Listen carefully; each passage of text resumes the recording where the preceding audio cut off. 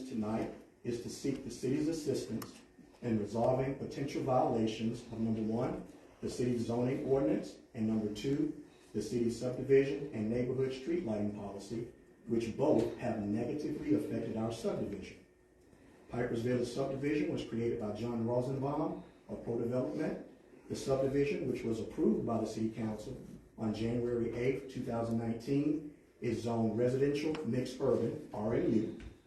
Trent Adams Properties purchased the subdivision from Pro Development on January 6, 2021. Per the city zoning ordinance, section 771310, mountable curbs and gutters are required.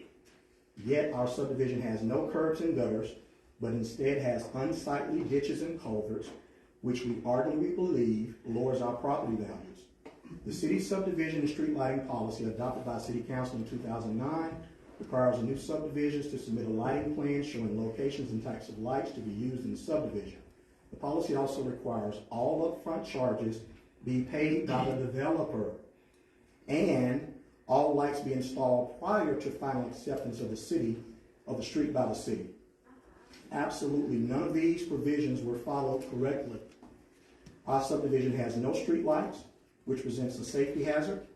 Developer Adams has refused to pay the upfront costs and insists the homeowners bear the cost, which is in direct contradiction to the city's policy. Furthermore, the city accepted Siler Street prior to the lights being installed and paid upfront by the developer in direct contradiction to its own policy.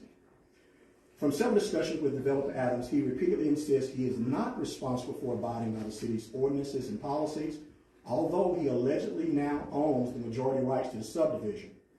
Developer Adams says our fight should be with the city for allowing John Rosenbaum, the prior developer, to get away with violating the city's ordinances and policies, as if Adams is somehow grandfathered and enjoys sovereign immunity. Now, we have obtained legal counsel to inquire about these potential violations directly with Developer Adams, but he has yet to respond.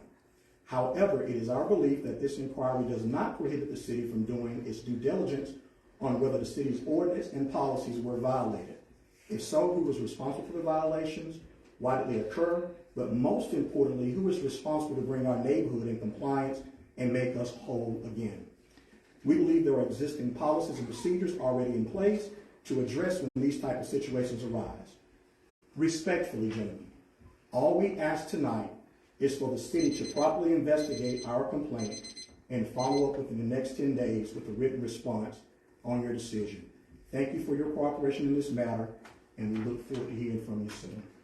And I'm available to answer any questions. In your packet, I included a copy of the Trinity zoning ordinance that talks about the curbs and gutters. I also included a picture of how our neighborhood looks, just in case you might not be familiar with a ditch and a culvert. And then I also put in an additional picture. This is Royal Pines. This is how our neighborhood should look, but it doesn't. And that's pretty much it. And I have all my neighbors with me, standing in solidarity.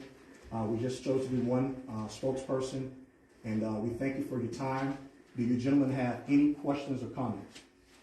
I think, Jill, you should address this, because I don't think at the time we required curb and gutter for this development, did we? I mean, you should know that too. Bob also.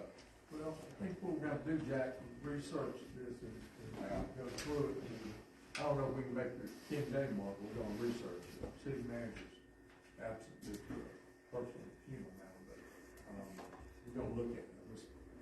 Jill's already spoke to me before the meeting, before you even came to this.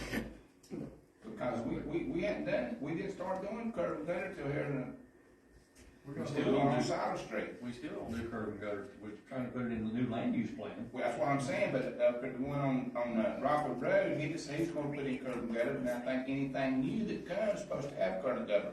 Am I correct or wrong? We just adopted some curb and guttering regulations. But Piper's Village and all these others, they weren't required. And so it wasn't done. That's why it wasn't done.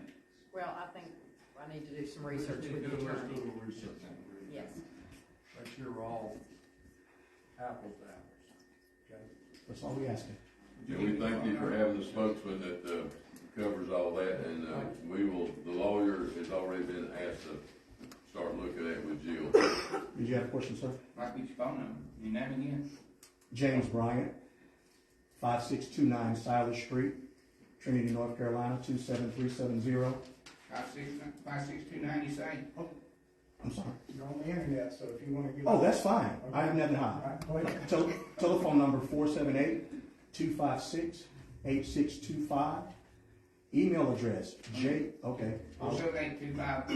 478-256-8625. Yeah, alright. And my email address is jlbryant, Bryant, jr11@gmail.com. Any more questions, sir? Thank you. Thank you. Thank you for coming, and, we're looking in it already, but, thank you for coming as a spokesman with your, Appreciate it. All right, next I have on here is Rizzo Construction.